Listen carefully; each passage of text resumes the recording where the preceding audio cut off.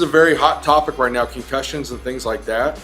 And it's funny, you sort of see like some goofball, opens up in some so-called sports performance, center off the side of the road, and that has kids doing a bunch of ladder drills and thinks he's like, some sort of messianic savior to football when he's just doing a bunch of stuff that's useless tits on a bullfrog. But here's what we're going to talk about today. We're going to talk about real training. Okay, if it's football, if it's sports specific, you got to be working your neck. You say, oh yeah, Josh, you played, high school, you're pretty badass. Played a little bit of college, whatever. Okay, but that's nothing. Okay, we brought somebody here who's really played football at a very high level. So give them a little bit of your background. I played Division I football at the University of Pittsburgh. 3 years started, and then I went to the Dallas Cowboys, then to Pittsburgh after that. So I have, some understanding of what it takes to play at that level. And as Josh was saying, I mean, neck strength is an integral part. I mean, as we trained before with the traps, your neck is just as important. And, training neck was, we at least hit it twice a week. And at that time, there were, we didn't have the fancy equipment that's, you have now. I believe we had a hammer strain system, which was at that time a newer system to use a 4-way neck. And that was, neck strength was important. And also not just football and soccer and other sports, they also required, to train neck and make sure that you have that strength in throughout your spine and up to your neck to be able to excel with that level.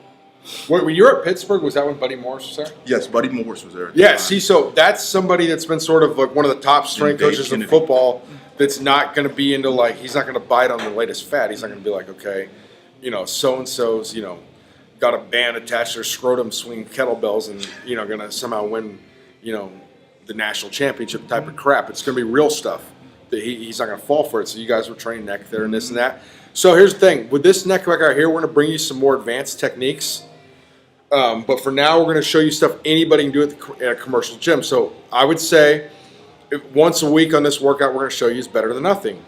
Twice a week is good. 3 times a week is awesome. Okay? So you can do this workout we're going to show you for a minimum of 6 weeks and, up to 12 just exactly. And then we're going to show you some other more advanced techniques with harness and things like that. But right now we want to make sure this is something you could do at a commercial gym with no equipment. So assuming that the gym has weights, we're golden. Okay, so keep that in mind here.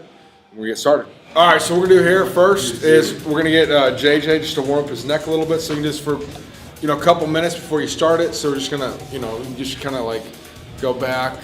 We're just getting a little movement here because usually you're gonna do the end of your regular workout and you haven't really been working your neck at all. So we're gonna move the head, the extension and flexion, extension. Then he's just going to go about 10, 15 reps there. Do the same thing on each side. Rotation. Then we'll do rotation at the end, yeah. Just a couple, just if you do like this for even 1 to 2 minutes, just to get going a little bit. The neck, you can go flexion, extension, lateral flexion, and rotation. So we're going to warm up here with rotation. So 50 reps here with the band. This is not extremely difficult, but it is giving a little work because no one ever does rotation. So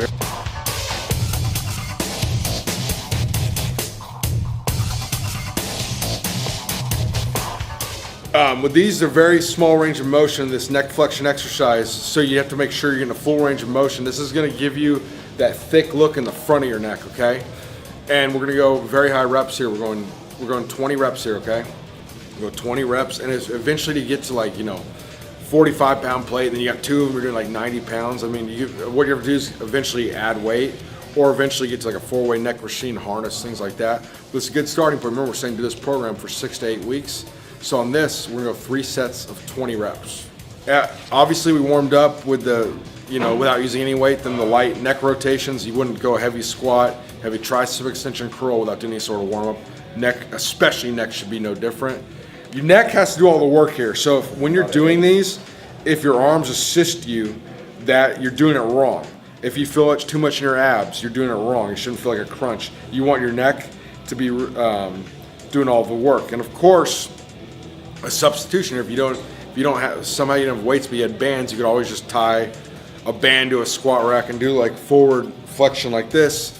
I mean, you could do it, a band down below the bench. You could do all sorts of things with bands, but I would assume if you have access to a gym with bands, you probably have plates. Like anything else, you want to progressively overload it, so you can add just 2.5 pounds, 5 pounds a session.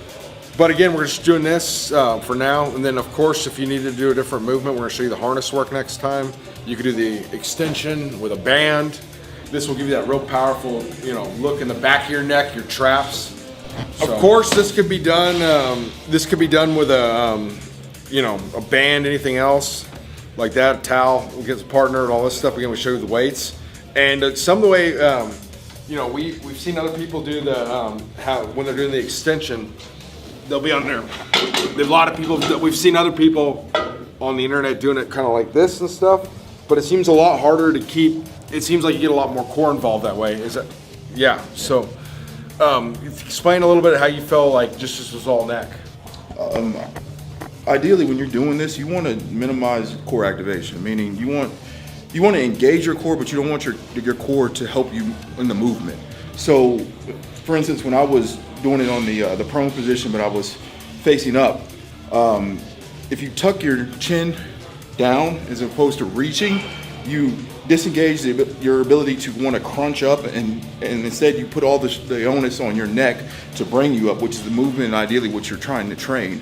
So at any point in time, clearly you want to have core activation, but you don't want to use it to supplement the strength that you're trying to build in your neck. You're not trying to purposefully turn it off, so to speak. Exactly. But at the same time, you're not trying to get it to help you, because when you're squatting a maximum weight, you want to involve everything from head to toe, maximally activated. This is not that. But at the same time, it's not to the point of foolishness where you're trying to turn it off. Because if you think about it, someone like one of your more advanced lifters and stuff that starts doing this routine, if they actually start using a bunch of abdominals and things to get the weight up there, I mean, what do you have to do, 300 pounds or something, and then if it goes wrong, then that's you're only gonna get one neck. You're only gonna get one neck. So start light. So start very light. I would say if you've never done this before, we're gonna start with 5 pounds, 2.5 pounds, whatever it is. Hell, maybe even just the weight of your head would be fine for some people, because you think about it, you're gonna laugh at me for saying this, but those back in the 80s, what do they call those dudes that headbangers, or what do they call those guys that do that? Yeah. Look at some of the pictures of your best headbangers. A lot of them have very big necks. I'm dead serious. I looked this up before we did this video. A lot of the headbangers, they're not muscular, but they got big necks. Because all those metalheads are, I don't even know how to do it, but you know what they do with their heads. So that's no weight.